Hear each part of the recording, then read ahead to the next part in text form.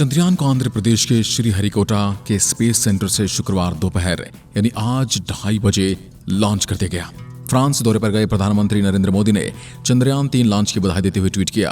PM Modi ने कहा, चंद्रयान 3 ने भारत की अंतरिक्ष यात्रा में एक शानदार चैप्टर की शुरुआत की है। पीएम मोदी ने कहा, यह भारत के हर व्यक्ति के सपनों और महत्वाकांक्षाओं को ऊपर ले जाते हुए ऊंचाइयों को छू रहा है। ये महत्वपूर्ण उपलब्धि हमारे वैज्ञानिकों के अथक समर्पण का प्रमाण है और उनके उत्साह और प्रतिभा को मैं सलाम करता हूं। इसरो प्रमुख सोमनाथ ने कहा, चंद्रयान 3 ने चांद की अपनी यात्रा शुरू कर दी है। चंद्रयान 3 को शुभकामनाएं दें, आने वाले दिनों में वो चांद पर पहुंचे। LVM-3M4 रॉकेट ने चंद्रयान 3 को सटीक कक्षा में पहुंचा दिया है। इसरो ने बताया कि चंद्रयान 3 की गतिविधि पूरी सामान्य है और वो उसे चांद की सतह पर देखने की प्रतीक्षा में है। चंद्रयान 3 में एक लैंडर, एक रोवर और एक प्रपल्सन मॉड्यूल लगा हुआ है। इसका कुल भार 3900 किलोग्राम है। चंद्रयान 3 के लॉन्च को देखने के लिए कई स्कूलों के करीब 200 स्टूडेंट्स स्पेस सेंटर पर पहुंचे थे। इस दौरान हजारों लोग स्पेस सेंटर पर मौजूद थे। चंद्रयान 3 5 अगस्त को चंद्रमा की कक्षा में प्रवेश करेगा। पीएम मोदी ने चंद्रयान 3 के लॉन्च से पहले ही ट्वीट कर कहा था, भारत के स्पेस सेक्टर के क्षेत्र में 14 जुलाई 2023 की तारीख सुनहरे अक्षरों में लिखी जानी है। इस मिशन में चंद्रयान का एक रोवर निकलेगा जो चांद की सतह पर उतरेगा और लूनर साउथ पोल में इसकी पोजीशनिंग होगी, जिसको चंद्रमा पर उतरने के लिए सबसे खतरनाक जगह माना जाता है। चंद्रयान 3 की अपनी लॉन्चिंग के 4 चरण सफलतापूर्वक पूरे हो चुके हैं। इसरो के मुताबिक चंद्रयान 3 पृथ्वी की निर्धारित कक्षा में पहुंच गया है, जहां से वो चांद की कक्षा की ओर प्रस्थान करेगा।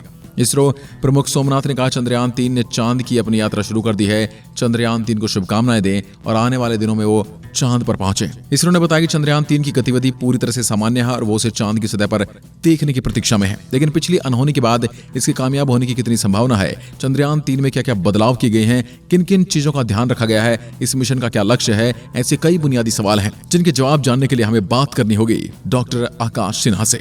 डॉक्टर आकाश सिन्हा की अंतरिक्ष आर्टिफिशियल इंटेलिजेंस, रोबोट्स, ड्रोन में विशेषज्ञता है। नीचे दिए गए सवाल और उनके जवाब। सवाल, इस बात की कितनी संभावना कि चंद्रयान 3 चंद्रयान 2 के रास्ते नहीं आएगा? इस बार क्या क्या बदलाव किए गए हैं? जवाब, बीते 50 सालों में कई मिशन प्लान को एग्जीक्यूट किया गया है, लेकिन चंद्रयान 2 ने पहली बार चांद पर पानी की खोज की। भले ही उसका लैंडर बाहर नहीं आ पाया, पर इस बात पर हम आश्वस्त हैं कि वो जरूर बाहर आएगा। इस विश्वास के पीछे जो कारण है वो ये कि पिछली बार लैंडर के लिए जिस तकनीक का इस्तेमाल किया गया था उसमें अब बहुत बदलाव हो चुके हैं। चंद्रयान 3 का लैंडर चांद की उस सतह पर लैंड करेगा जिसके बारे में अब तक कोई जानकारी मौजूद नहीं है। ऐसे में इस हिस्से में लैंड करना कितना मुश्किल है, यहाँ क्या क्या और कितनी परेशानियां आ सकती हैं अगर ये सफलतापूर्वक लैंड कर जाता है, तो भारत के लिए और अंतरिक्ष विज्ञान के लिए कितनी बड़ी उपलब्धि होगी। हमारे वैज्ञानिकों ने चांद के एक चुनौतीपूर्ण हिस्से को चुना है। इस हिस्से को लूनर साउथ पोल कहते हैं। इसकी खास बात यह है कि इस पर धरती से सीधे नजर रखना बहुत मुश्किल है। यहाँ पर पानी और दूसरे खनिज पदार्थों के होने की संभावनाएं काफी ज्यादा हैं। चंद्रयान 3 का उद्देश्य क्या है? इस मिशन में चंद्रयान का एक रोवर निकलेगा, एक छोटा सा रोबोट है जो कि चांद की सतह पर उतरेगा और लूनर साउथ पोल में इसकी पोजीशनिंग होगी। यहीं पर रोवर इस बात की खोज करेगा कि चांद के इस हिस्से में उसे क्या क्या खनिज, पानी आदि मिल सकता है। इस खोज में खास बात यह होगी, अगर कभी भविष्य में हम चांद में कॉलोनियां बसाना चाहें तो इसमें बहुत मदद मिलेगी। ऐसे मिशन के सबसे बड़े जोखिम क्या हो सकते हैं? जवाब, पहला जोखिम यह कि चांद पर जब आप कोई यान भेजते हैं तो पूरी तरह से इसका नियंत्रण कंप्यूटर के पास होता है। एक इंसान होने के तौर पर आप 4 लाख किलोमीटर दूर बैठे उसे कंट्रोल नहीं कर सकते। वो पूरी तरह से आर्टिफिशियल इंटेलिजेंस की मदद से काम करता है। दूसरी चीज ये है कि चांद पर कोई जीपीएस नहीं है। जिसे हम धरती पर कोई गाड़ी चलाते हैं तो जीपीएस के माध्यम से कई जानकारियां हमें मिल जाती हैं। ड्राइवरलेस कारें जीपीएस तकनीक से ही काम करती हैं, लेकिन चांद पर ये काम नहीं करती। वहां आपको पता नहीं चलेगा कि आप कहां पर हैं, किस हिस्से में हैं और कितनी दूर हैं। इन सब चीजों का अनुमान उसे ऑनबोर्ड सेंसर से ही लगाना है।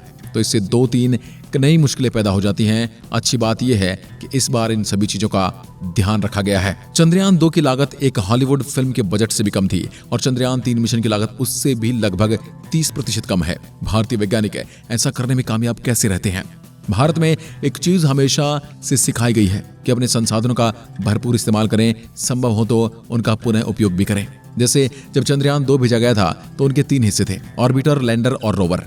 ऑर्बिटर कामयाब रहा और वो भी चांद के ऑर्बिट में चक्कर लगा ही रहा है। तो तो इस बार हम चंद्रयान 3 भेज रहे हैं तो ऑर्बिटर का प्रयोग नहीं कर रहे, क्योंकि ऑर्बिटर वहां पहले से मौजूद है। ऐसे में हमारे ऑर्बिटर की पूरी लागत इस बार बच जाती है। इसरो की सबसे अच्छी बात यह है कि ज्यादातर काम इन हाउस करते हैं, यानी काफी तकनीक वो खुद से डेवलप कर लेते हैं। इससे कम लागत है और चीजों पर भरोसा भी काफी ज्यादा रहता है। आज की वीडियो में बस इतना ही। अगर वीडियो पसंद आए तो लाइक कीजिए और ऐसी वीडियोस के लिए चैनल को सब्सक्राइब जरूर करें। धन्यवाद।